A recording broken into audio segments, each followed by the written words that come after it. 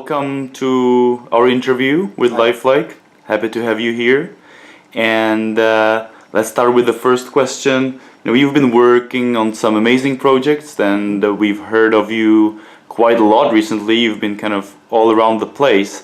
And one of these projects was the water project, the Wai Water project. So water is a very important topic in the world globally, and it's one of the global sustainability development topics.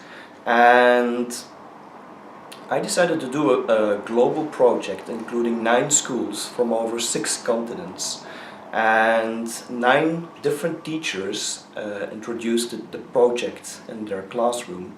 And we conducted the project over 5 weeks, having 5 different topics, like the lack of water in certain areas, and clean water, and spoiling water, etc. And I have a certain vision about using technology in the classroom, and I don't want to teach about the computer. I want to use the computer, and the students will learn using certain tools themselves.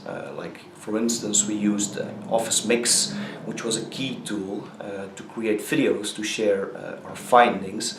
And also we used tools like Sway and Lifeliqe and OneNote to coordinate things. The students had to do research, they had to brainstorm, to structure their ideas, to share their findings, create presentations. And what's interesting is that I myself would have learned about water 20 years ago using a book, which isn't interesting at all. It was about memorizing things. The teachers involved, and that's a teacher from Argentina and from Belgium and New Zealand, they didn't use Lifeliqe before.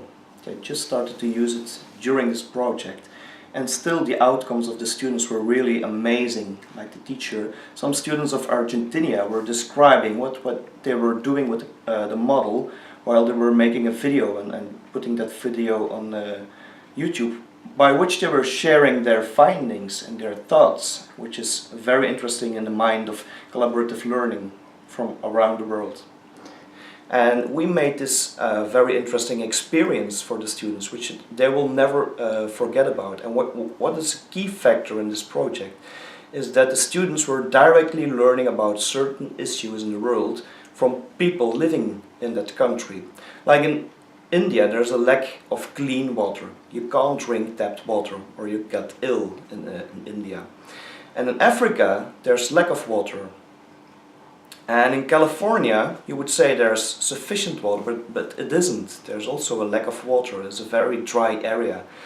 And for instance, in New Zealand, there is sufficient water, so they started to find solutions for the problems in India. And after all, we had a very amazing project, and the students were very keen on doing the project. Now a bit different topic. What was the light bulb moment that was leading you to become either a teacher or a teacher of teachers? Was there any light bulb moment that was lying behind the decision that made you decide for that? I wanted to become a teacher when I was very young, and still, because I was very good in math, I began my engineering studies. And while I was doing my engineering studies, after 2 months, I suddenly decided to become a teacher anyway.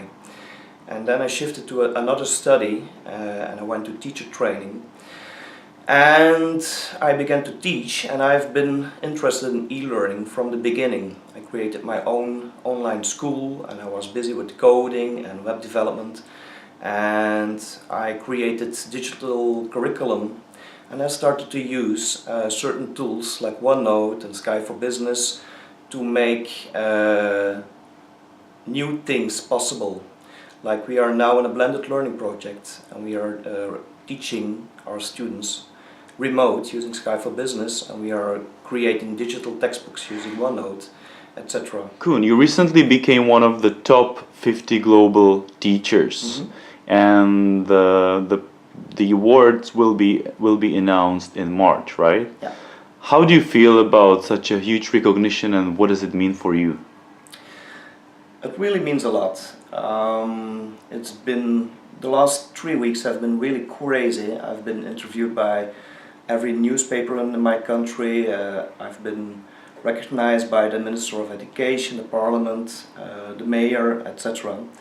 And it's just very fun. I think it's because I created a global project about teaching refugees using Skype together with other teachers. So I'm not doing this all by myself. And this was the fact why I was nominated by two other teachers, one of Colombia and one of the United States. And because they were finalists themselves, I think that gave some kind of body to the decision of the jury. Yeah. You have just had a chance to use a Lifeliqe experience at Hololens. How was it for you? It's a completely new device.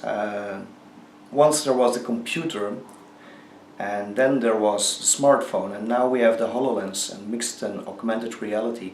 And it feels like using Lifeliqe on this device, it all comes together.